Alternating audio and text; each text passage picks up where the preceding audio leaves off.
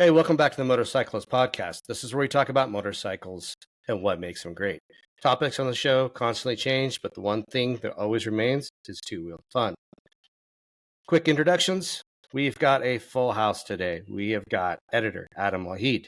We've got associate editor Evan Allen. We've got photo director Jeff Allen, and you got myself, executive editor Justin Dawes. Today we are talking about a hot new model, the Suzuki DR-Z4S. This is the next generation of Suzuki's much loved and very simple dual sport. So we're going to talk about what's changed, how it performs, and is it still the gray sweatpants of dual sport motorcycling? So I think before we get started, we need to kick off with some history. So DR-Z400 was introduced in 1999 as a 2000 model. The very first model for essentially basically half the year was a dirt-only model. It was kickstart, 398cc dual overhead liquid-cooled engine, and shortly thereafter, the DR-Z400E came in also as a 2000 model year, and that was a electric start model. Then in 2001, just a year later, we got the DR-Z400S, which is the street legal dual sport, and that bike has essentially remained the same since then. So we're looking at 23 years that it remained the same in that guise, with some updates on styling and a few things. Then in 2005, the DR-Z400 SM, that is a supermoto. So 17-inch wheels, bigger brakes, basically the SM that we see also coming out in the new 2025. But the thing about the DR-Z was it was quite a departure for Suzuki to be building something like this, and it kind of crushed the reign of the air-cooled XR 400. Right, Jeff? Yeah, shed a tear for that, for the XR at the time, but the Suzuki was certainly superior to the XR. Absolutely. It was very welcome. Yep.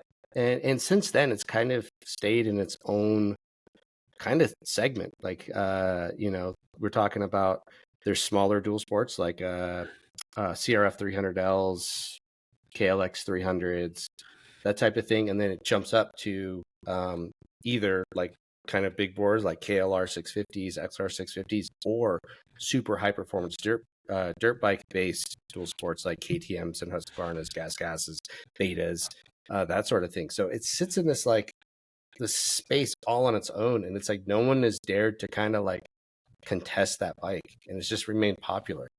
So two of the four of us here have owned DR-Z400s, correct? Adam, have you had one? Because maybe you had one too. Changed my life. No. I haven't owned one. No. Yeah. But, okay. I mean, I would like my life to be changed. Yeah. Evan and Jeff, both father and son, have both had DR-Z400. Yeah, not the same DR-Z either. I had mine, and then I sold it, and then Evan bought one after that. And actually, Evan and a couple other people Evan's age, guys that I've known that age, I've turned them on to the DR-Z as their first motorcycle. Mm-hmm. Yeah, and I still have mine. Yeah, I encourage my other son Jake. I wish he would get a DR-Z. What's interesting though is the DR-Z kind of. I mean, Evan was already being groomed to be a Cycle World employee when he was like probably 3 years old, but it seems like maybe the DR-Z kind of kicked off your motorcycling thing in earnest. Me, yeah. Mm-hmm. Yeah, I didn't ride a whole lot growing up after 50s, and then I had kind of very little interest in motorcycles until after I graduated high school. I crashed my car, and my dad said, "Yeah, you know what you should do is go get a motorcycle." And so, I bought the DR-Z, and then just started hanging around the office, riding with the other guys, and slowly worked my way in. So thankfully, Child Protective Services didn't know that I recommended the kid who wrecks machines to get a motorcycle. Yeah. So as Wahid was joking, a DR-Z changed his life. It actually did change Evan's life Yeah. in a way. So that's pretty cool. It's a cool story, good origin story. I didn't ever have a DR-Z400, but I had the predecessor. I had a DR-350S. That was So crazy. one of my first big dirt bikes, dual sport. I got it when I was 15. Basically, I bought it from my dad the day that I got my learner's permit and was able to go on street rides with my dad immediately after. So I still have some love for Suzuki DRs as well. So, but anyway, what we're talking about on this one is the new DR-Z.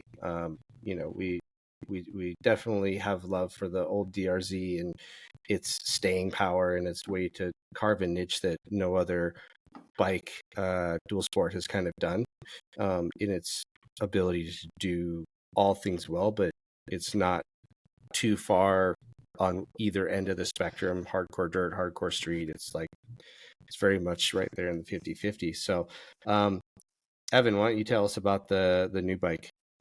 Actually, Evan and Adam, you guys can switch off and tell us some stuff about it. Yeah, I mean it's an all new bike. There's very little shared from the previous one. All new chassis. The engine's almost completely new. New suspension, new styling. It now has a electronic suite. It really is an all new DR-Z. And yeah, they did a lot to the engine. It's no longer carbureted; it's fuel injected, which is really nice for really just a dual sport, because a lot of times on a dual sport ride, you're at sea level at one part of the ride, and then 8,000 feet of elevation the next part. And I've cleaned my carb a handful of times. The thing sits around, and then so the fuel injection was a nice addition, and then the upgraded suspension. You now have a inverted KYB fork, fully adjustable. The shock is fully adjustable. And yeah, the engine is it's a lot more peppy, a lot quicker revving than the previous bike. It's a really well refined package that, I think it's going to be successful. The power didn't change much though, like peak power, right? Yeah, I think it's actually slightly less peak power than before, but it's where that they moved the power, so you have a little bit more power and torque off bottom and like the low end, and then it has more over rev. So after it makes peak horsepower, the old bike would just fall on its face, where the new bike, it works all the way up to the rev limiter. Like it really is from off idle all the way to the rev limiter. The engine, it's quick revving. It's got a lot of just good power delivery all the way through. Nice. What about like electronics, Adam? What's new in that field? Because that's kind of a big change for this bike from the old one. Yeah, it's pretty neat. Suzuki fitted their, tried and true SDMS, their signature combined engine power and throttle map adjustment modes, A, B, and C on this product, which is really nice to see at that price point and that, level of accessibility. Usually like more entry level bikes don't have that feature. So that's cool. That lets the bike, go from, full power to medium power to low power. So in theory, if you were someone who is new to riding a motorcycle, you could hop on this bike, put it in C mode, and it'll feel like a DR-Z150, let you get up to speed and let you feel what the power's like. And then you can graduate to B mode, which was like DR-Z250 mode. And then finally, A mode is the full 30 horsepower.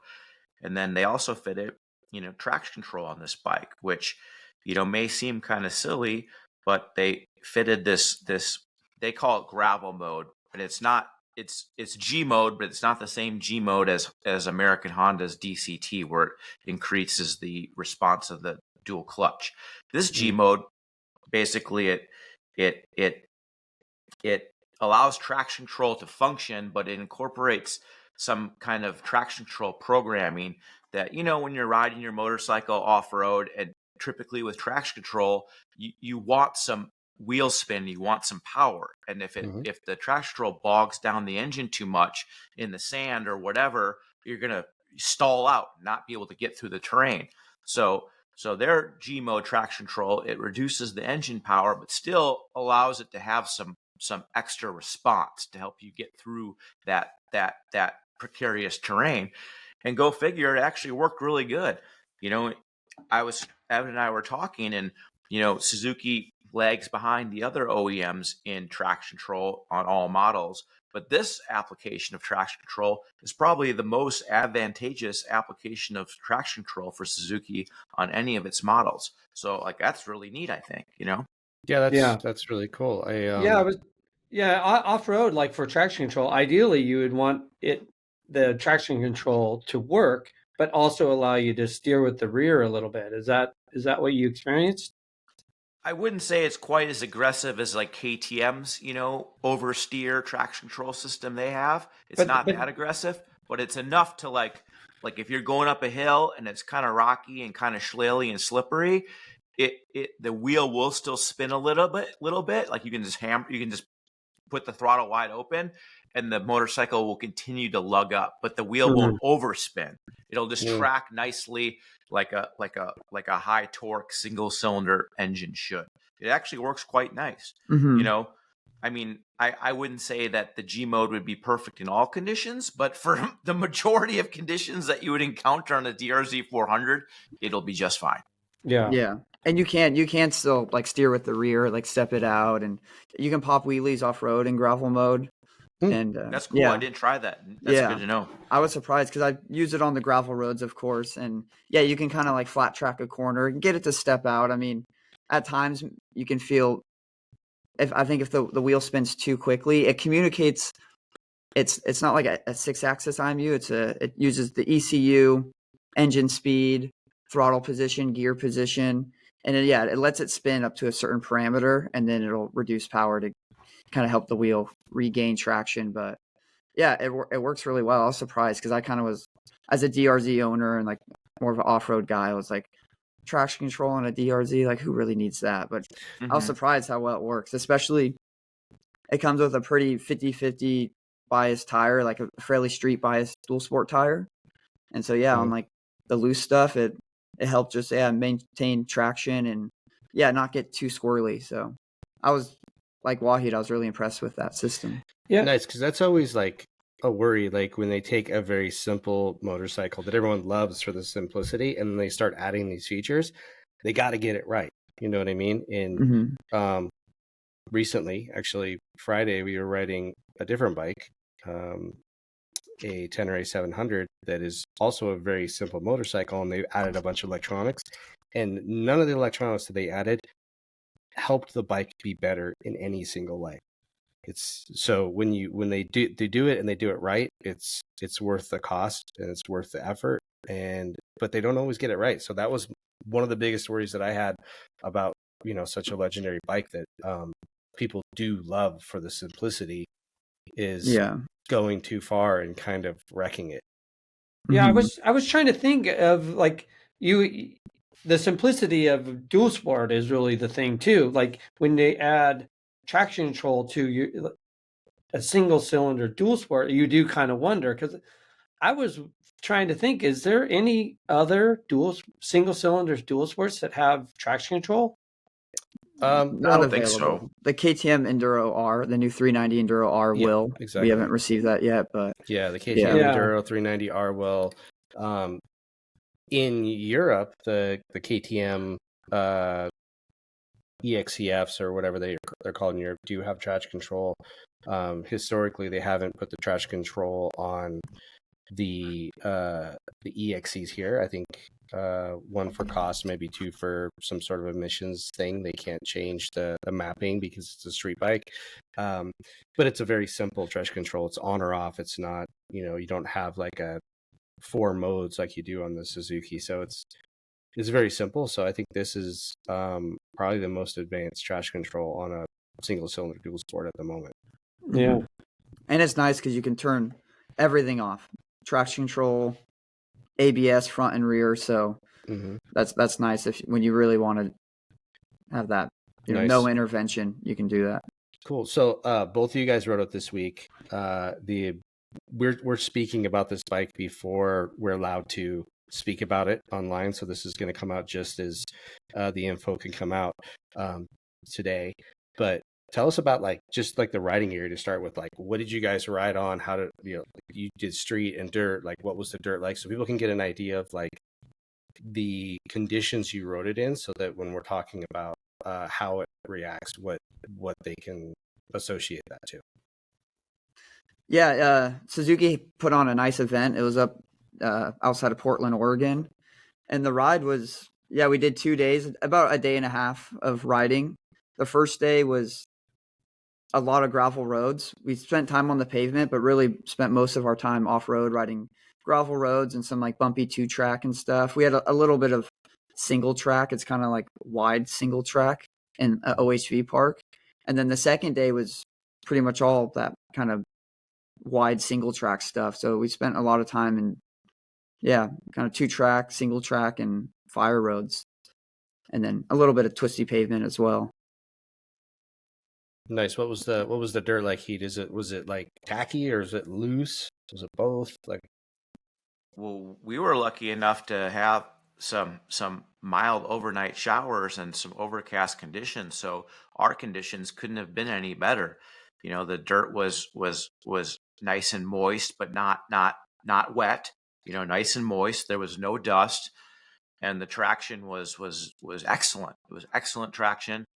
Out of that 70-30 tire. mm-hmm. And yeah, it was great. I mean, Suzuki Motor, they did a really good job, showcasing the vehicle in basically all intended use cases, Nice. On the street, curvy street roads, bumpy street roads, curvy gravel roads, bumpy gravel roads, a little bit more single track for a little bit, but also single and half track, and then 2-track. They did a really good job. I mean, that bike in typical DR-Z spirit, it's very, very versatile. Mm-hmm. So Nice. yeah, I mean, it was great. I mean, the whole time I was riding it, I'm like, oh, like this bike could go up against the CRF450RL, and this bike could go up against this bike. And Well, that's an like, interesting take, because it's not meant to be a competition for something like a 450RL or a 500 ESC. So, how, like, expand on that? Like, why would you feel that it could go up against it? Well, just of having tested that bike a bazillion times, the 450RL, like that DR-Z is surprisingly capable, in all conditions. Realistically, the DR-Z400, it's a very good street bike. It's a very good street bike, but it's also a pretty good off-road bike. Like, in theory, the CRF 450RL will be 15% better off-road, but the DR-Z4S will be 50% better on-road than the CRF 450RL. So it's just nice that, and this is just thinking aloud, but it's just cool to see the niche that this DR-Z4S is in. And, that CRF 450RL, it's a $10,000 bike. This thing's a $9,000 bike. And, you know how it is with dual sport. Like, you're going to ride more on the road than you are off, just because you have to ride on the road to get to where you're going. Yeah, you got to get where you're going. Yeah. It kind of makes sense that you'd want your dual sport to be like maybe slightly more road focused. At least that's probably what I would want. It kind of depends where you live and stuff. Sure. Then that begs the question, is it, there's a lot of people that have outfitted their DR-Zs as small adventure bikes, right? So with the road going manners, is that still a capable I would say a viable option, is to throw a big tank on it and some soft bags and call it a small adventure bike? Well, this is another good point. So it's also like, another good entry against this contest would be the KTM 390 adventure bike or something, or a small adventure bike, because you could put a set of giant loop Mojave bags on it and maybe outfit it with some other stuff. It's kind of funny that Suzuki doesn't offer some kind of like optional like big windscreen or some kind of like fairing thing you can kind of bolt on there, because that thing could all of a sudden become like kind of an adventure bike with not a lot of modifications, and it still has all the attributes.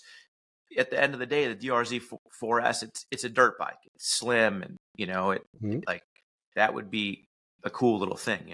It's kind of skating the lines. Like, remember when we did the Triumph Scrambler 1200? Yeah, it's kind of skating that line, but it's even more dirt bikey than the Scrambler 1200.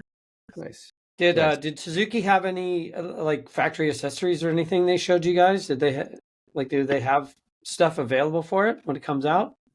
Yeah, they have a wide range of, crash protection, hand guards, luggage rack, stuff like that.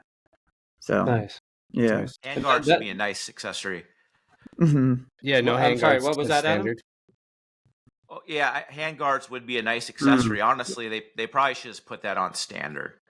Yeah, I always wonder about that. Like, you see so many dual sport bikes that are coming without handguards. You're like, it's an off-road bike and it's meant to go, bash through some bush and stuff. Why are they not on it already?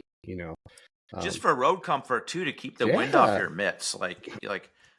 Suzuki's always a value conscious company, so they're probably trying to upcharge people. I get it, but yeah, handguards would be the number one first accessory. It's a must-have accessory. Yeah. Right. Well, I think the 300L, maybe it comes with handguards now, but for a while the Honda CRF 300L didn't. Or I don't think the KLX 300 does currently. Yeah. I know the 300L has handguards, but I don't know about the KLX. So, Evan, since you own one, tell us about the difference in engine power between the old DR-Z400S and the new DR-Z4S. Well, the new one, it just feels a lot more refined. It's punchier off bottom. It revs quicker. It just feels like a cleaner running engine. It feels very modern now, where the old one, it has that, kind of old school, chuggy, little bit kind of vibraty characteristic. Where it's interesting. I think something I noticed on the new bike, especially with those tires, I was on the wave before Wahid, so it was super dry and dusty and decently slick, especially like just skatey on those gravel roads. And I remember the old bike just had better tractorability down low, where this new one, it kind of punches and revs a little bit quicker in A mode.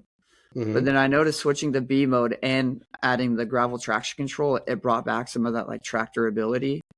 But I would just say that, the new engine, even though it doesn't make more power, it feels like it does. It just, you get it sooner and longer. You have power just throughout the whole rev range. And it just spins up quickly. It just feels like a lot more of a modern engine. Definitely a better engine. Definitely for sure. Engine. That's good. That's good to know. So, what about, let's talk about handling, like handling wise, bigger fork, obviously, different rear shock. I mean, it's all new frame and all that stuff, but in terms of like suspension performance, what's the take? For me, as a lighter rider, it works like really well. It was balanced. It's supple and comfortable in the initial part of the stroke, but it has enough hold up for like some of the faster 2-track and single track stuff we were doing. Like, I could jump it and do stuff like that, kind of charge through some G outs. And I only bottomed the suspension probably twice on the whole press trip, just jumping long on stuff. But yeah, it's like that kind of perfect balance of being comfortable but capable, where you don't have to ride it hard off road like you would maybe. Like, I like the CRF 450 RL, but that bike is very stiff, especially as a light rider, where I feel like you kind of have to charge and ride the bike aggressively for me to get the suspension action to work. Where this one, it felt like if you're just cruising in second gear or like blitzing a section, it just works really well. And the adjustments, I added 3 clicks of compression to the fork on the single track day, just to get a little bit more hold up for kind of charging into corners and some of the bumps. But yeah, and then you get on the pavement, it's super comfortable. You can brake hard into a corner. It has hold up. Like, me and Wahid were talking about it, and just the whole package is awesome. There's not one thing that I personally didn't like or would like to see changed. Yeah. So Evan is how much do you weigh, Evan? 120 pounds, maybe? Yeah, 120, 125. And you're taller, and what's your weight? I'm 190, So 6 Adam's foot tall, 190. so 70 pounds more.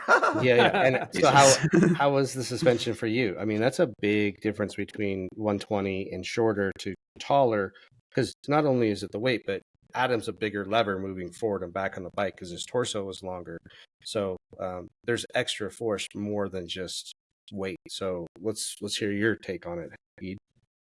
Yeah, no, I like the suspension. I thought it was really versatile. Like, it felt like it had a little bit of a stiffer spring rate. I was actually surprised. how stiff of a spring rate Suzuki used on this particular model. But even though it had a stiffer spring rate, the valving was real open. It just the bike moved very fluidly, and I kind of went through some damping settings, and to be honest, I didn't really notice much of a difference when I went through the dampening settings. But what I did notice is just how versatile this bike was, and just how well balanced it is. Not even the suspension, but just the whole package. The way they put the engine in the frame, and it's a very well balanced motorcycle. Front to back and side to side, and you can it's the bike. Just the suspension tackles all the terrain very well. It doesn't get out of shape. The rear end's a little snappy. When it starts to spool up a little bit. But that could be more something to do with the tire. But again, it's a dual sport bike. So that fast rebound on the shocks kind of par for the course on a bike like that. And I think they've done a really good job. And I wouldn't say that at my weight, I wouldn't say this bike is undersprung or underdampened by any means. So to hear Evan on the flip side of things to say that he thought it was good too, I mean, that's like a very impressive feat for Suzuki engineers to engineer a vehicle with that type of ability to meet a lighter rider and a heavier rider all at the same time. Yeah. It's funny because the saying they have for the new DR-Z4S is ready for anything. And it really feels like that, whether you're on a gravel road, a twisty paved road, or single track. And I think that's kind of why the DR-Z400 and now the DR-Z4S is such a kind of a unicorn dual sport, is because it's more capable than a lightweight off-road, but then has better road performance than like a high performance bike like a KTM or Husqvarna. Where you like no matter what the terrain, however it changes, you're just like the bike's ready to tackle it, and it's just as much fun as the previous section. So yeah. I haven't heard you guys say anything about the brakes. The brakes, they upgraded the brakes. The rear master cylinder, actually, they pulled off of the RMZ. The disc got bigger. It's got a 270 millimeter disc with a dual piston Nissan caliper up front, 240 at the rear with a single piston Nissan caliper. And I thought the brakes were awesome. Like, that was kind of something the previous DR-Z, the brakes weren't the best, where these brakes are a lot. The rear especially, it's like it's not overly touchy, but you can modulate it really well. And like on some of that single track, you can get the rear wheel chatter. But then if you need to like stab at it and lock up the rear coming into a corner, it worked really well. The front, I didn't feel like the front had as aggressive of initial bite as the rear, but again, you get into the lever stroke, it's got good feel and plenty of stopping power. The brakes, I liked the brakes. Nice. Well, what about the ABS part of the brakes?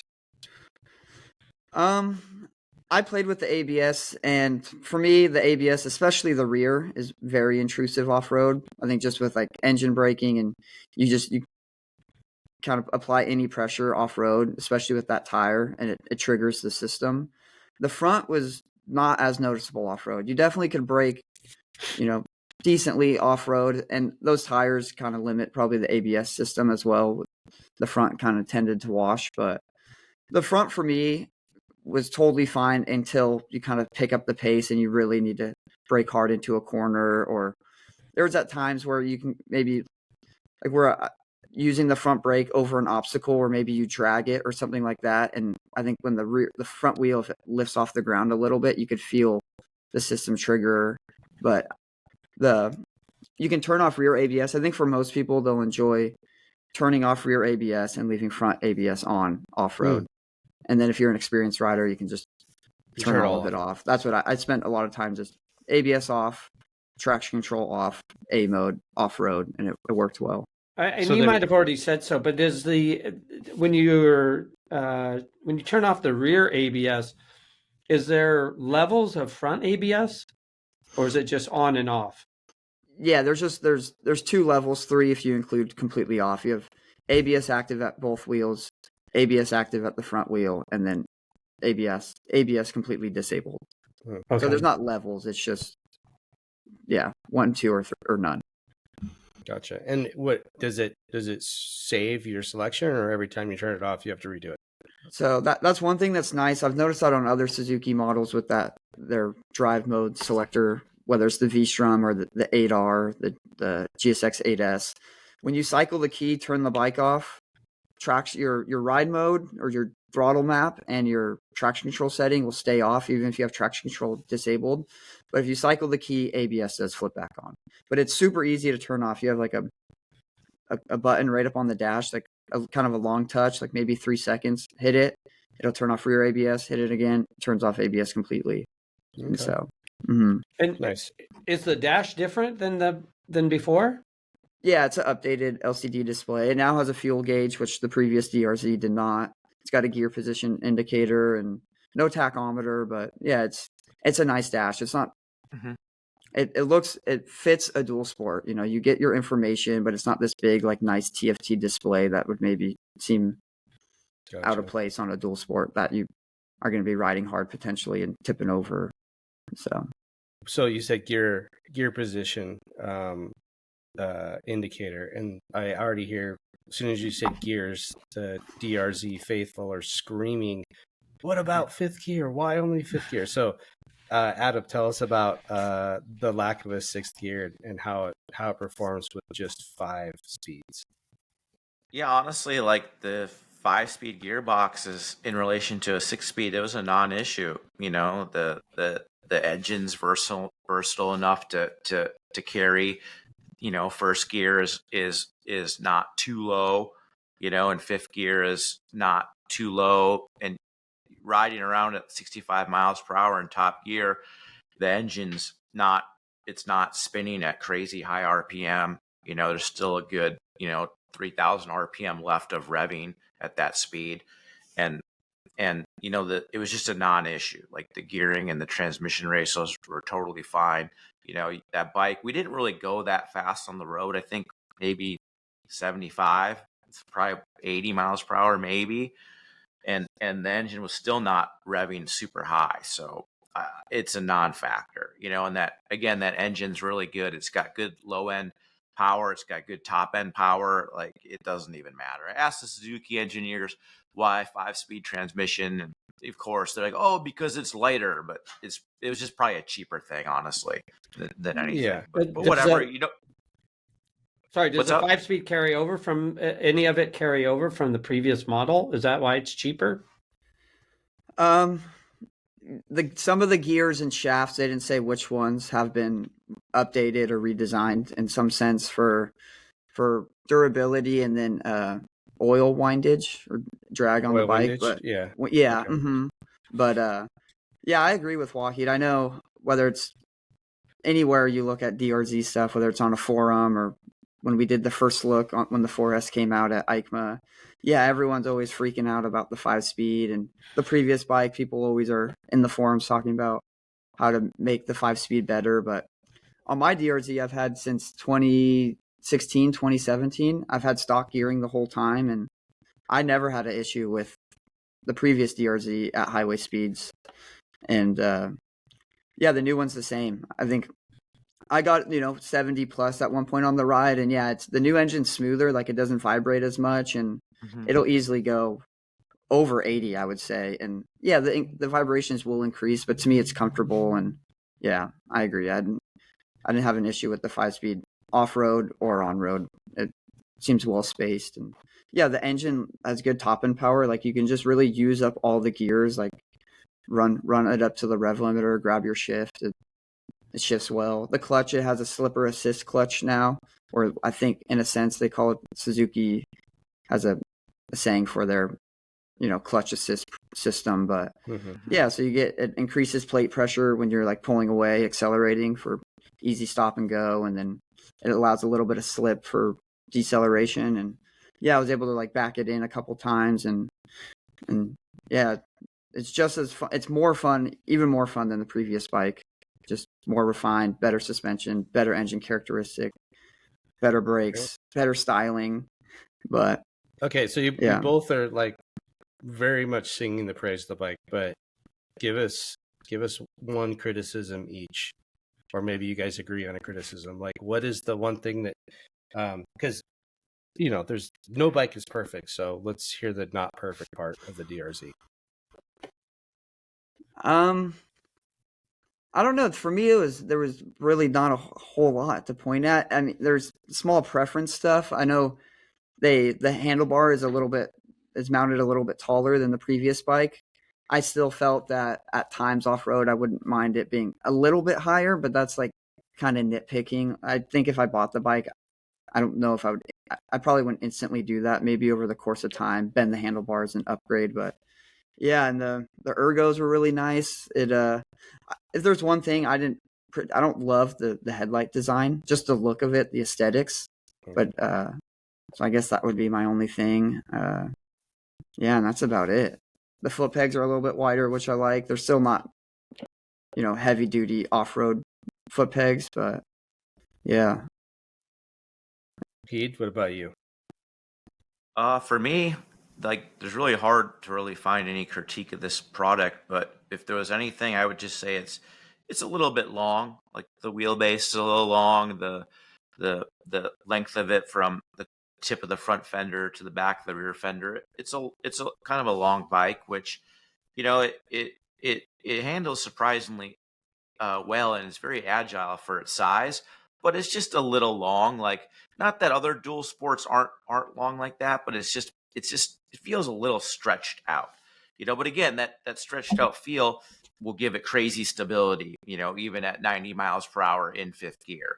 So, Gotcha. if I was to have one complaint, it would be maybe just it's a little long. And honestly, it's not even really so much the wheelbase, but it would have been cool if they would have just maybe tightened up the look of it, the length of it, like maybe shorten the front fender an inch or two, shorten the back fender an inch or two. But realistically, they were really looking for those identical proportions as the DR-Z400S, and they totally achieved that. Like, the silhouette of the bikes, they look the same to me. Like, the proportions are really good on that bike. But in my opinion, it would have been cool if they would have shortened the fenders maybe an inch on both sides, maybe make it feel a little bit more compact. Got it. So I'm going to pose this question to Jeff first, because we haven't ridden it, you and I. Price point. What do you think about the price tag? You're talking to me? Well, Yeah. I mean, it jumped in price, like over $1,000, I think, from last year, from the last year's MSRP. Like almost two. Yeah, like close to two. I think it was $71,999 before the 24 model. Yeah. But $9,000 for a dual sport bike that two guys who've ridden a lot of motorcycles have a lot of praise for and almost no criticism. $9,000. That's not a lot of money for a motorcycle that has all of these new features. Yeah, I would agree. And it's that sweet spot. We've talked about it where it's not down in the 300 class and it's not up in the sort of motocross based 450 class. It fits. It slots in both like in performance and comfort, but also in price. It's right in between. Yeah. I would agree with that. And we go, oh man, $9,000, that's a lot of money. But $9,000, Jeff and I are old, so I remember when like super bikes were $9,000. So we have to get over that sticker shock and remember inflation and all that. So I think it's a solid price for it, and I think it's great. So I didn't look into it. Like the original in 2000, that bike was $5,400 or something. And I don't remember if that was even the dual sport version, because originally it was either kickstart or electric. Kickstart. I looked. We have a test from Jimmy Lewis tested the bike in 2002, and the price for the 400S, the dual sport in 2002, was right there. I think it was $5,449, so like $5,500. Yeah, just for inflation, and it's technically just over $9,000. So technically it's cheaper. It's cheaper now. And I totally thought the same. Like when they announced the price, I thought they would be going trying to aim closer at the CRF 300L, KLX 300 price point of more like $6,000. But then I looked up the old story and was like, okay, I had to eat my words. And then now riding the bike, I think you get what you pay for. I mean, not that the Honda or Kawasaki aren't good motorcycles, but they're not on the same level as the DR-Z4S. And then same with the high performance bikes. If you want to spend, even more money and get something that's more capable off road, I mean, I get it. We have one at the office. I love those high performance bikes, but I think, yeah, spending that $9,000 price point, you're going to get the best of both worlds. Good off-road performance, really good street bike. Like Wahid said, I bet 70% of my DR-Z miles on my personal bike is on the pavement. Right. So best of both worlds. That's a good, I think a good summary of the DR-Z. So we're going to leave with that. So we're going to say the DR-Z is a new chapter in Suzuki's dual sport history. It's very much still the heart and soul of a DR-Z, but with better power, electronic suspension. They've actually made it better. They've added value to it, and in inflation terms, it's not that much more. So I think that pretty much sums it up. You guys would agree? Yeah. It sounds good. I'm looking forward to getting one here at the office. So yeah. I'm looking forward to getting one as well. I wanna get to modifying one and get crazy on it. So, anyways, that's going to be it for our episode on the DR-Z4S. It seems like it's a hit. 2 out of the 4 of us have ridden it, and they both give it thumbs up, 100% thumbs up. So thanks for watching. We appreciate the support. Like, comment, subscribe, of course. Put your comments down below. Let us know what you think of the DR-Z4S. Are you going to get one? Do you think it's still the gray sweatpants, or is it more like something more stylish these days? So thanks a lot for listening. We'll see you on the next episode.